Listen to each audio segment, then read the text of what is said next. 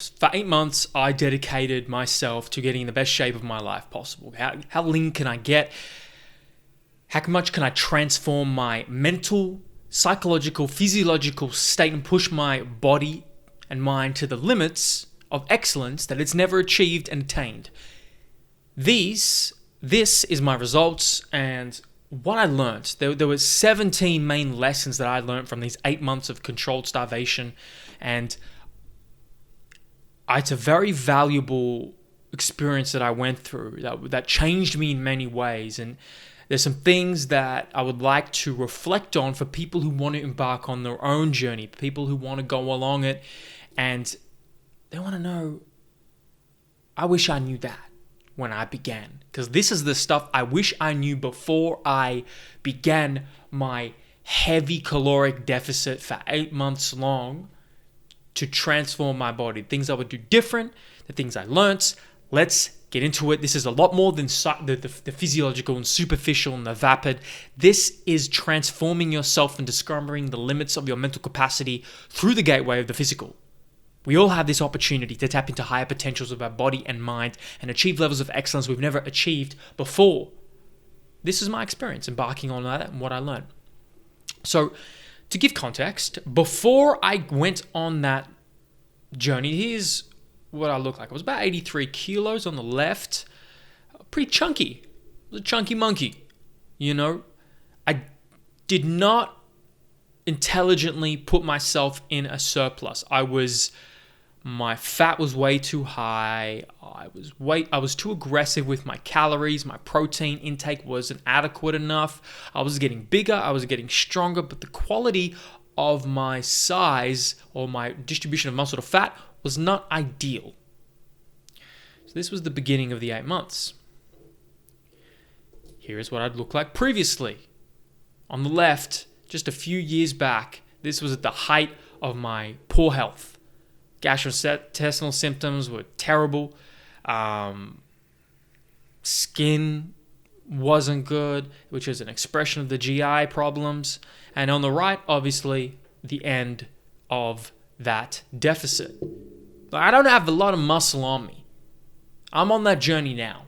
I've never been a really big guy. I've never been jacked, right? So I recognize that for some people, this isn't impressive from a muscularity perspective, but from a leanness, I look back and I'm like, the context is this is mid-30s, 34, 35 millimeter skin folds. For context, people are stepping on stage, depending on the competition, to compete in certain physique competitions around this, maybe low 30s. So I'm knocking on that door. It's very difficult. And I do not look like this right now. Okay, I'm in the 50s now. However, I'm in a surplus. I'm in a different phase right now. However, let's reflect back. If you want to go on this journey yourself, this is the stuff I wish I knew. I think this is important to reflect on. You're not supposed to enjoy this process. People say enjoy the process. I don't think so. I don't believe so. I don't believe enjoyment should be the priority here, and it should be something to hold ourselves to. This is grueling. This is painstaking. This is difficult. However you're trying to transform yourself psychologically, physiologically, put on muscle mass, lose fat, establish good habits, change your mental state, it's not gonna be enjoyable.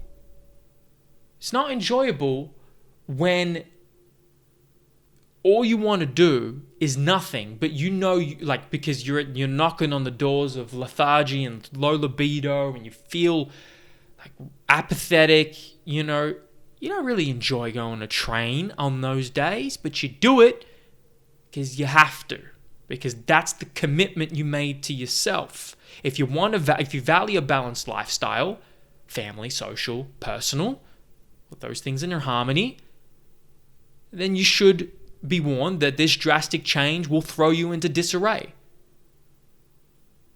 But it will teach you about how to be better equipped for all future trials and tribulations that life will throw at you. And so you'll be able to hold your head high with a newfound integrity and confidence within yourself to some that is worth going through this process for. You're not supposed to enjoy it though. 2, perfection is not needed. consistency and adherence is. This idea that perfection is this holy grail that we are sold to, indirectly and directly. And you realize within nutrition, you don't have to be perfect with your adherence. With every single meal for like months on end, one single meal is not going to sabotage, a whole week of caloric budgeting and months of 95% consistent adherence. Most likely, right?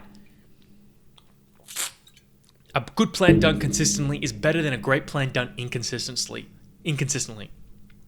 So once you set the bar for not 100 out of 100 from the free throw line, you are liberated in some ways to know that there is some flexibility. There is some room for human error. There is. Now, you can still get amazing results, and I still ate out every now and again on this plan to get to this state. This guy still ate out. Now, he was much more selective. It affected him mentally when he went out, and we'll talk about how it did, and he couldn't do it anywhere near as much, but you can fit it in. You can make it work. A lot of you value seeing family, friends, social. Connection to other human beings is important, and usually that is surrounded by food.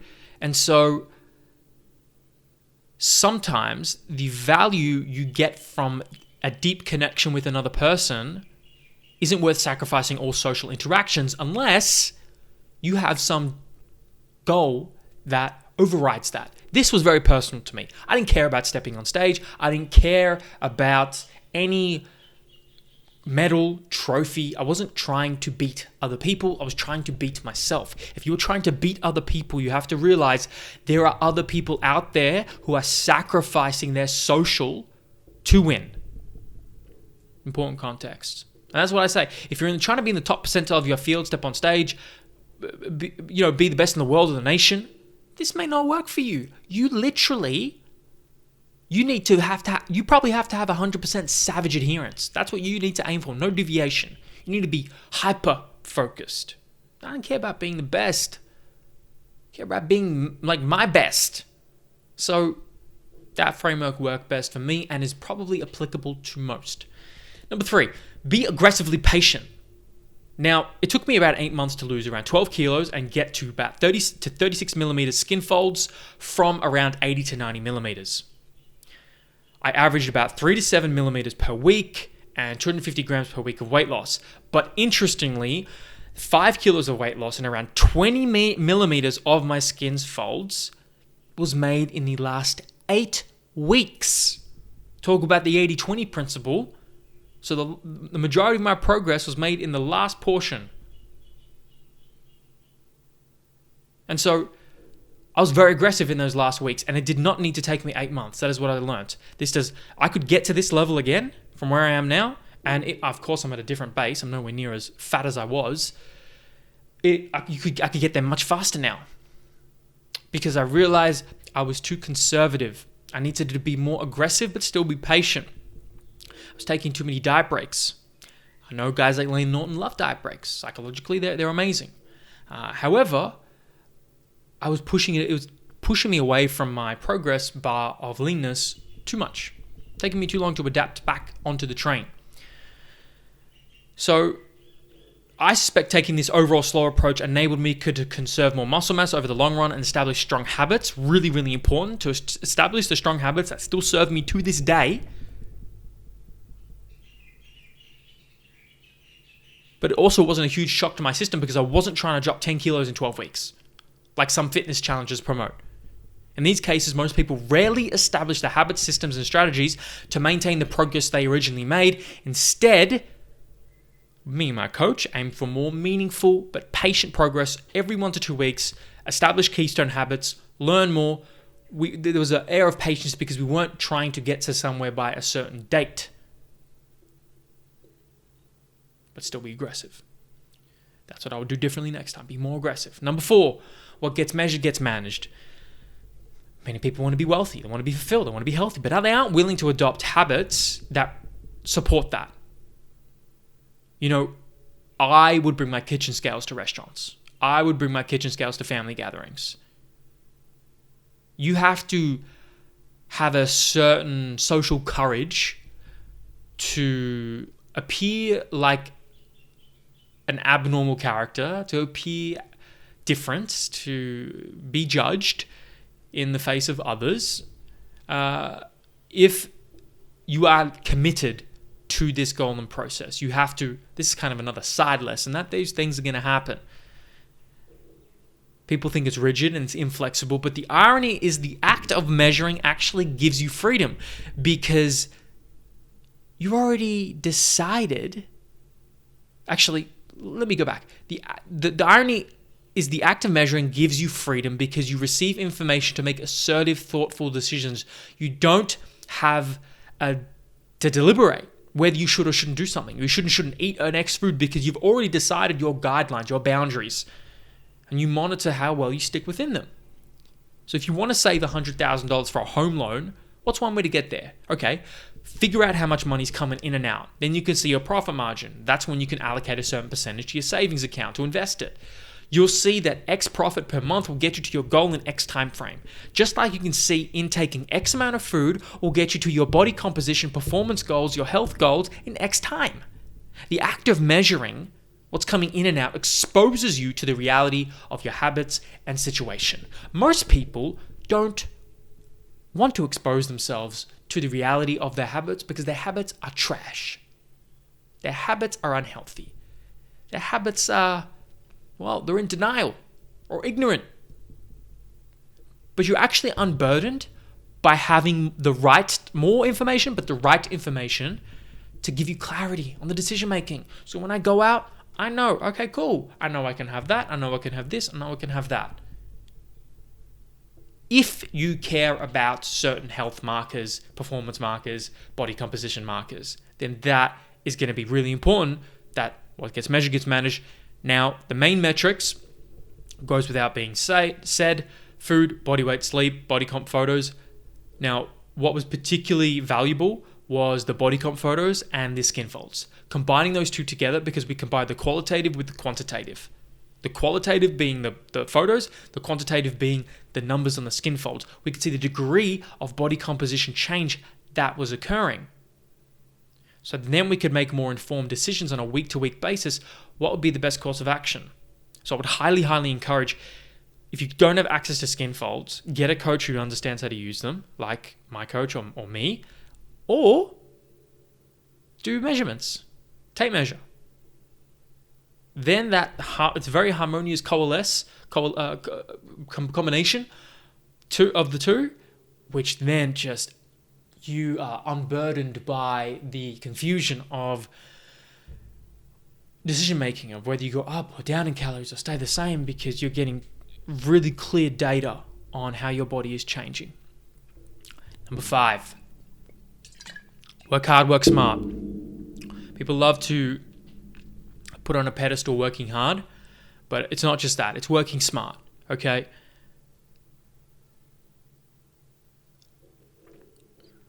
I never missed a day, not because I'm special, but because I developed a routine and a set of habits that were a part of my identity.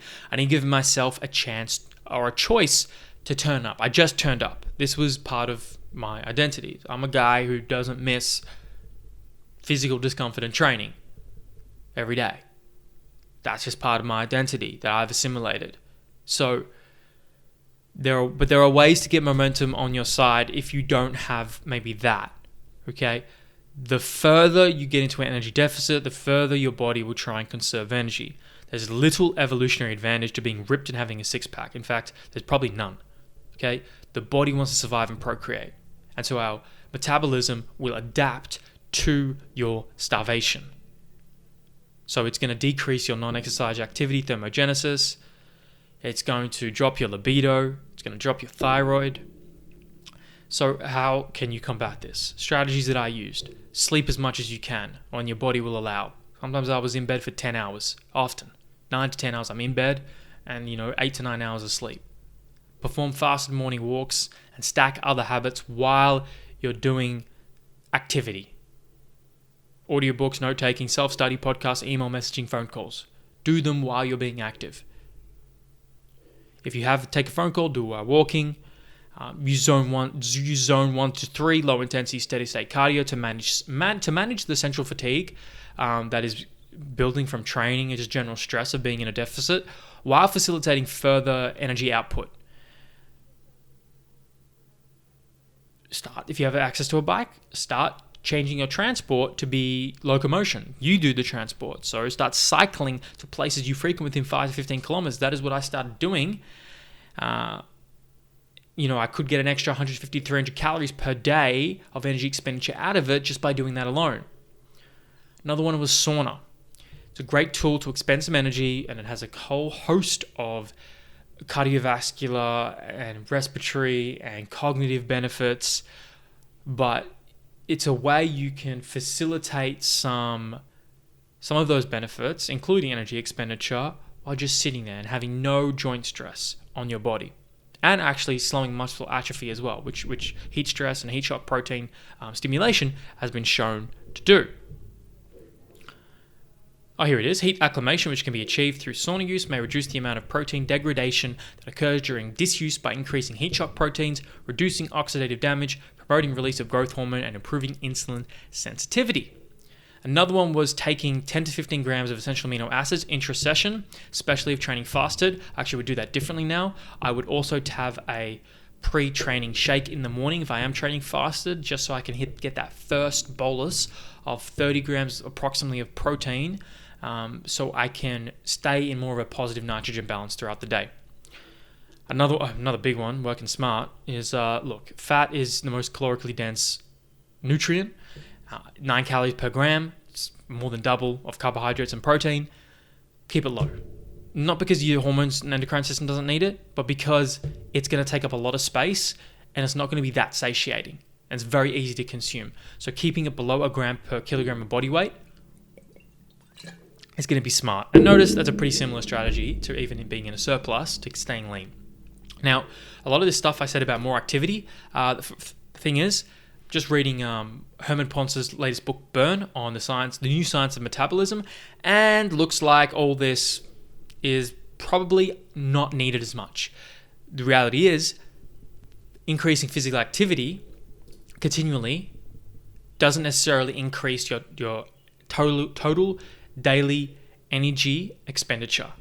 Okay, it's a weird thing to say, but more activity does not mean more energy expenditure. There appears to be this adaptive response where we get a set point where our bodies will begin to adapt and cap us at energy expenditure energy expenditure relative to the amount of activity you've done during the day. More activity does not mean more energy expended, and so in summary, it is much more intelligent to control your inputs rather than your outputs. It's not about doing more, which I was trying to do. You need to drop down your inputs. You need to drop down your actual intake of energy if you want to continue to drop body weight and get leaner, rather than putting more energy into output, because your body has these adaptive mechanisms to metabolism where we can see a group like the Hadza who are walking 10Ks a day, vigorous activities, multiple hours a day. They do as much physical activity in a day as the average person, Westerner, does in a week, and yet we still see the difference in their total daily energy expenditure between the sedentary group, average Westerner, and the Hadza member. You think the Hadza member, the tribe, would have double the amount of total daily energy expenditure? Wrong. They don't. They're very, very, very similar, if not the same. How could that be? Go read his book. It's really interesting. That's chapter 5 I'm referring to. But this new science is demonstrating to us that, okay, and these are doubly labeled water studies too, so that it's like the highest quality you can to measure energy metabolism. Oh, that goes to show us that, damn, okay, more output, we're focusing on the wrong thing. It's not about more output, it's about controlling the inputs more. Now, exercise is amazing, it's still going to benefit you. You still get some increased energy output. However, it is nowhere near as much as we think. And these caloric, you've burned 150 calories doing a 5K walk, they're almost, if this is true, If this science is accurate and if this, is quality, then the information we're getting from a lot of these trackers on energy expenditure output is just wrong and inaccurate and pretty useless. So work smart, control your inputs rather than your outputs as much. Number 6, this is not supposed to be sustainable. I think this is the idea that you're on a diet and, people, and you think like, damn, I can't do this forever. You're not supposed to do this forever. It's not supposed to be sustainable. This is a phase. Just understand that. This is a phase and it's not supposed to be the long-term commitment. You're supposed to learn things from it, then adopt those strategies when you need them. When you need to pull out the tools from the toolkit, you apply them. When you need to get a bit leaner, got some strategies in your pocket. But this is not supposed to be a sustainable state. Sustaining a state of low libido, 5% body fat is, not ideal for majority of people's life. Number 7. I had this idea that, I wanted a full 6-pack when I was like fully relaxed, like not flexing. Okay, I had this idea. That's what I wanted. It's actually, I realized, that's not what I need, and not what I want. Oh, it's not what I need. It'd be nice, but due to my relative body composition, where I'm a guy, I didn't have a lot of muscle mass on him to begin with, to get to the levels that I was thinking, I would have to force my body to like 20 millimeter skin folds, like to have a 6-pack when I'm just fully relaxed, like not tensing at all. So, I could see visible abs when I moved, just, move my body, just walking, like, but you're just standing there, visible abs, that is, you gotta have quite a bit of muscle mass on you, right? And you'll be pretty lean. So that wasn't practical for me, and it's not gonna be practical for a lot of people, but it's the ideal that a lot of people have. It's the ideal that, it was for me that, I wanted to have a really strong physical presence, and to me, I was originally seeking, like, that was part of it, just like being ripped, like, fully relaxed, but that's not it's not actually achievable for the majority of people unless, like, I would need another 5, 10, 15, 20 kilos of muscle mass on me, which some people have, and they can achieve that. But that's just to contextualize for some people out there, that if they have that outcome that they're focused on, that will probably change, because it did for me. I didn't look like how I looked. I'm flexing here, full 6-pack. I didn't have a full 6-pack when I was relaxed. I had mid-30 skin folds. What's up with that? Well, didn't have enough muscle mass. Didn't have enough muscle mass is the main factor. Genetics and muscle insertion points also play a role, but that's a side note. 8, thinking and obsessing about food constantly. When you push yourselves to these levels of deficits and energy deficits, depending on your relationship with food, you may think and obsess about food constantly. I would sometimes anticipate eating out. If I was eating out at a restaurant in like a week or 2 weeks' time, I think about it. I think about it like daily, and I'd plan what I'd eat, and I'd really look forward to it. I'd be like, man, I can't wait till I have that. And this, can you imagine? Like, for most people, they can't even imagine that. Like, I'm going to go have a Christmas dinner. Oh, no, that's probably a big one that a lot of people actually look forward to. You're just going to go have a dinner with friends or family. Just in a week's time. Cool. I'll see you then. You probably don't think about it until like the day before or on the day of. Yeah, well, I thought about that stuff every day. And this happened to me when I pushed my calories about under 2100, below 20 to 40% of my maintenance, I assumed, I'm guessing. And it wasn't healthy. It's not normal, but it can happen. And so, on one hand, it's completely irrational because this is all my and your choice to live this lifestyle, and I had to learn to make peace with that. But on the other hand, my chimp brain was mad. I was around the temptation and was jealous. I couldn't enjoy what they were enjoying. I'm talking about when you're at the restaurant and you have to control yourself around other people eating more luxurious foods than you, is you're going to be tempted. And managing this temptation is quite easy. You just have to make it invisible. So don't bring certain foods into the house. Don't enter a room when there are donuts in it. Don't go to social gatherings where there will be people eating certain foods that will trigger you. So you have to play it smart, particularly if you're really serious about committing yourself to this and you need to be strict on a certain time period. Like, that's a time where, all right, I got to control my environment better. The obsessions will pass. Just breathe through it. And It will pass. I just think that's a reminder, a little mantra that you have to remind yourself of. This too will pass. Number 9, eating clean and being rigid is and isn't the answer. So I think eating clean is like this glorified thing that a lot of diet zealots and I don't know, social media influencers will try and sell that. But let's go into it. Adhering to strict, rigid eating patterns is sometimes needed and effective in various phases in order to improve one's state of health, create body composition change. I know this because sometimes there is needed 100% adherence, like certain gut protocols I've been on. I needed like really high adherence. I needed really high adherence to my diet in order to get lean. I couldn't have a lot of flexible calories, okay? When I'm in a surplus now, I can, right? It's phase dependent. And so we have to understand there's a cost associated with rigid 100% clean eating. There is a cost to the elimination of certain palatable processed foods that you love and bring you joy. For some people, that may be like potato. For some people, that may be pizza, a well-made like Italian pizza. Like for some people, food is like just a tool.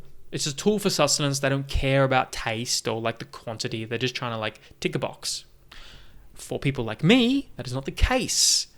And so if you need to be aware of who you are and whether that's you or not. So understand a rigid control for long periods of time can contribute to disordered eating patterns like orthorexia, which is an obsession with clean eating, which I think I borderlined on, and dichotomous thinking, which is applying a moral value to food. Foods are good or bad. And this can send you down spirals of obsession, heightened neuroticism. So your adherence to your diet plan and general mental health will very likely be much healthier if you find ways to incorporate luxury foods you enjoy into your caloric budget on occasion, instead of opting for the complete cessation of them for months at a time. Notice people who opt for the complete cessation of food groups, any diet ending in ism, right, or vor, except omnivore, often there is a very high recidivism, however you say that word, where people go back and they quit the diet, okay? There's a high rate of quitting for a lot of these diets because they focus on the cessation of an entire food group. So there is a cost to that. And so you may want to implement your more flexible, less rigid eating around the times you value most, like social occasions, which I did.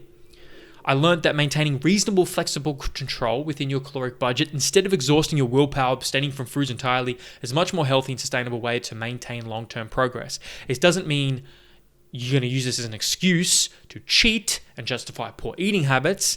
The idea is to still remain clean, whole foods, nutrient-dense foods the majority of the time, but the reality is you can still make amazing progress, get lean, and still have a Snickers bar every day. You can. Okay, because there is a thermodynamics that you need to understand, energy in, energy out. Sorry, thermogenics. Always mess those up. And you don't have to adhere to 100% robotic-like eating patterns, which is going to not serve you mentally at all.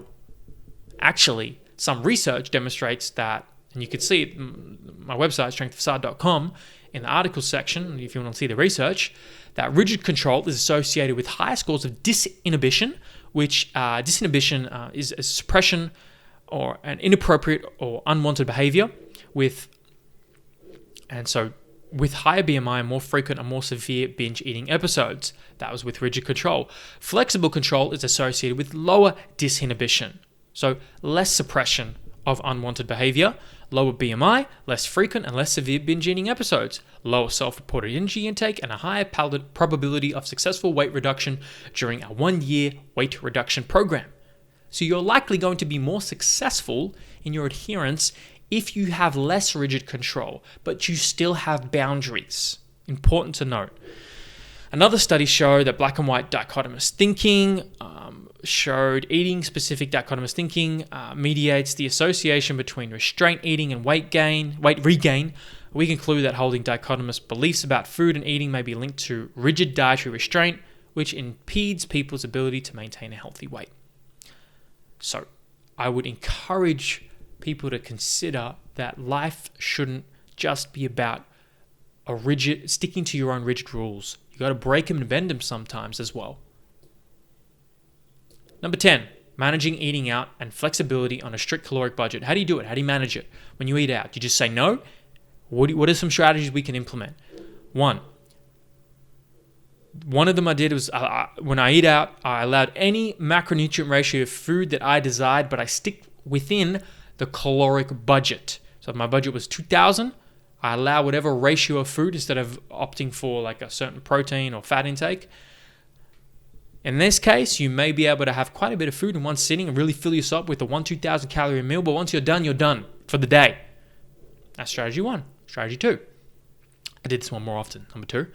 Allow yourself to eat as much as you desire with no mental restriction or guilt. You want to fully immerse yourself in the experience and the joy of food around you.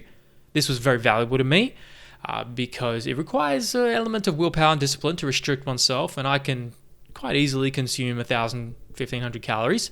So on special occasions, I go to town. I eat everything I want. I fill myself as much as I desire. 2,000 plus calories, right? Over a multi-hour sitting. Now, important, I was mentally liberated at the time because I'd made a decision and I stuck with it. I didn't have the guilt associated with it. It was purposeful, it was deliberate, and it's very important. If you're going to make that decision, make it purposeful, make it deliberate, and be done with it. Just make once you make that decision, and you have there's no point having a guilt at the end of it if it's a deliberate decision. Make peace with it. So this is not the same as a reactive food response when you cave to a craving. You know, it's not that I've never given into cravings. I'm not some machine of willpower, but people will justify unhealthy behavior when they have a convenient cause like, I'm not binge eating out of emotion. I'm just deciding to eat all this food in front of me. Like, just be real with yourself. Like, be honest with yourself. Like, don't bullshit yourself, okay? Don't hide from yourself and be in denial, okay? You're going to mess up and admit it. Now, if you do this, you're going to blow out your budget for the day. And so how do you manage the overfeeding and high energy influx throughout when you have a diet to stick to? Well, we have to understand that, remember weekly averages. I think people get caught up on the day-to-day too often. Weekly averages, monthly averages. So my flexible meal would be my main single meal of the day. So that's one thing. And then I might have like protein shakes throughout the day, just some protein, just to help muscle protein synthesis and reduce muscle degradation. Number 2, I'd prioritize and force myself to expend more energy through strategies like walking, running, cycling, sauna, weight training. This was a key strategy that, I thought at the time helped me expend, an extra 500 to 1,000, 1,500 calories to help offset that energy influx. And I think there's an element still of truth to it, even in the light of Herman Ponce's book and the thing I just said about metabolism before, which there become being an adaptive cap to energy output. You're still gonna utilize fuel, which is still gonna exhaust your muscle and liver glycogen, right? There's gonna be a benefit to that can help manage excess weight gain from these big eating days.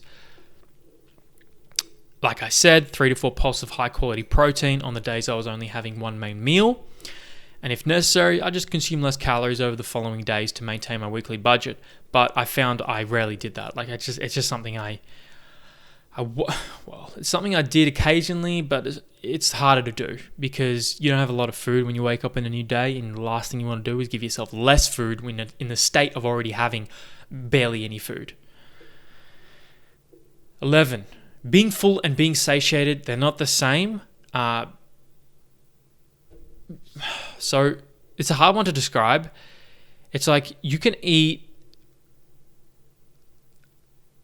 a bit of food, high fibrous foods, food that contain a lot of water, and you can feel like full, but it doesn't mean you're going to feel satiated. You're going to feel satisfied. Because there's always an understanding that you're constantly restricting yourself because you're aware of the things you can't eat, and you can't help but feel like you're missing out on some basic satisfactory psychological feeling that an ad libitum free eating diet gives you. This one was pretty big for me. Like I'd have, konjac noodles, which are amazing, great tool I'd recommend for people.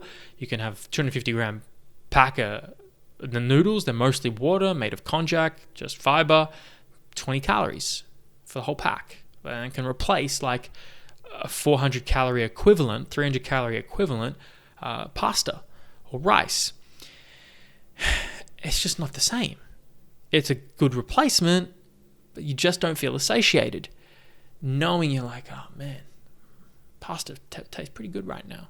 But you go blow out the budget much easier. Number 12, eating is a skill to refine.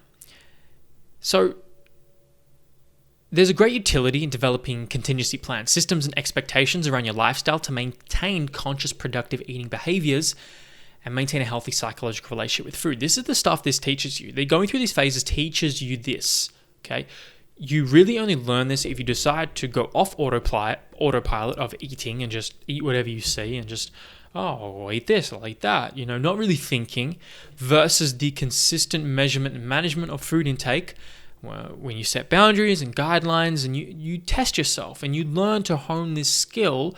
Oh, that's how much energy is in that food. Oh, that's how that food makes me feel. What if I isolate that food compound and get rid of it and now add it? How do I feel mentally, physically? And so you actually develop a lot more confidence in your ability to control yourself in your decision making, in your food, in the knowledge around the foods you have and how they impact you. You develop a greater confidence over your body. It's like you're not tripping about I might trip if I'm putting up more fat now and my skin folds going up, slightly in this surplus. It's fine. I got the tools. I know exactly what to do now to get lean again. I know I can do it even better now, more efficiently. Okay? That confidence in your body, because your body is the machine that takes you from birth to death. Most people don't understand how to use it, which is crazy. So eating is a skill to refine, and this will teach you, going through these phases, measuring your food, going through diets, it teaches you how to better utilize your human machine and understand its capabilities. How would you feel if you had amazing energy levels? Well, you probably feel pretty amazing. What would you have to do to achieve that and attain that consistently? Oh, wait, that's how I feel every day pretty much. And why can't that be you? What would you have to do? What do I do if I don't have great energy levels? Well, I know what strategies I can implement. What happens when you put on a little bit of fat? What if you get pregnant and you have quite a bit of excess weight gain? How do you manage that? Well, if you've gone through phases before, you have some tools to apply to manage yourself. You're not caught off guard looking in the mirror like feeling like a piece of shit. You're not caught feeling just terrible and just like low self-esteem. You can manage your psychological state through a better understanding of your physiology. Number 13. This is a lesson learned was that controlled starvation, a caloric deficit long term is the cure for a sex addict. You say bye-bye to your libido. It's really simple. My testosterone plummeted, thyroid, ghrelin, like all these hormones will modulate in a way to get you to survive, but not necessarily procreate. And so just know that this one's more obvious, but this could be a great time to be ultra productive because you're more generally apathetic and less emotional. And so associating caloric deficit with like distancing from other people and spending time to be productive and really work on business might be a great time for that. Number 14, who turned the gravity up? Plummeting energy levels. Now it's not a joke, it's how I felt. It's like every movement, eventually some days, like every movement throughout the day was like felt heavier. Like it just picking up something light. I remember one time I was just lying on my bed and I'm like, whew, I do not want to get up right now. What's going on? I don't want to get up. It feels like there's like a 50 kilo weight on me and like someone's pushing me down. Like the gravity is harder to push up against. And so this was particularly in the last couple of months where you feel depleted and sluggish. Not every day, but occasionally you have less enthusiasm for life. People around me noticed, and it's going to affect you. It may not affect you the severity. It depends on the individual and the severity of the deficit and the length of it. But this is why prioritizing sleep is so important, because the last thing you need on your plate to further worsen your energy levels is sleep deprivation, whilst you're undergoing the stress of controlled starvation. So put that into context. 15, the dichotomy of diet breaks. In these 8 months, I took 3 1-week diet breaks. I love them. Psychologically, they were great. However, every time I did a diet break, it tended to push me around about 5 to 14 days away from the original weight that I was previously to doing the diet break. So for some, that won't bother them. They're playing like a really long game. For others like me, I was getting like, all right, let's go. Like, I'm getting impatient here. Like, I need to make more progress now. And so it was delaying my progress too much. That was not acceptable to me. And so since I stopped doing my diet breaks, I entered a steeper caloric deficit. I experienced the most rapid body recomposition throughout the entire phase, which is what I talked about at the beginning, with the last 8 weeks being the most aggressive moment where I had the most weight loss and skin fold change. So that is the risk of diet breaks. I probably just pushed them a little too far too, and really just overate maybe a little bit more, but it's easy to do that when what you came from is, very rigid and a lot of calories. 16 and 17, to finish off. This path towards personal excellence, it's not free or easy. I'm not talking about people who are simply maintaining their physique after already going through a deficit phase, because maintenance is very different to getting through a deficit. I'm talking about the process of what it takes to get to that point. The extreme discipline, restriction, and attention to detail required to maximize your progress is the opposite of easy and convenient. It requires constant, arguably obsessive daily attention, adjustment, and smart work, and that means other components of your life will take a backseat for a period of time. Relationships,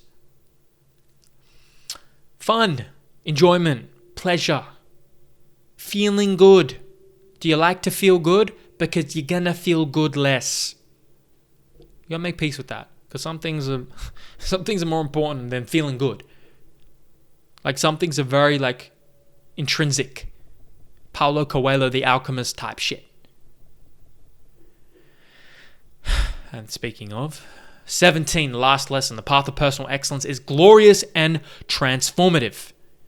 When you do something you've never done before, you become someone you've never become before. Not only do you transform your physical presence of body, but more significantly, you transform your psyche.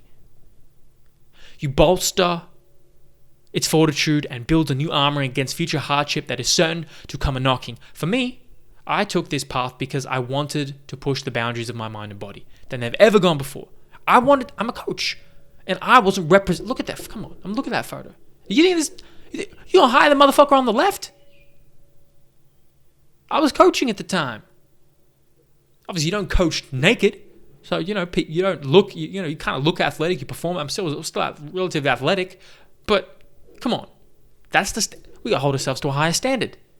Who would you rather hire? The guy on the left, the guy on the right? So this was multifaceted for me. So very identity driven for me. I needed to push the boundaries of my mind and body. You may recognize you need to too. You may have your own other personal reason. I want to represent excellence in a capacity I've never experienced and actualized before. And the Socrates quote, "It's a shame for a man to grow old without seeing the beauty and strength for which his body is capable," is something so poignant. What could you be capable of? Most people never see their potential. What if you could? Why not? Why not? You're here for one life. And who knows what happens after? Don't you want to push the limits? See what you can really do?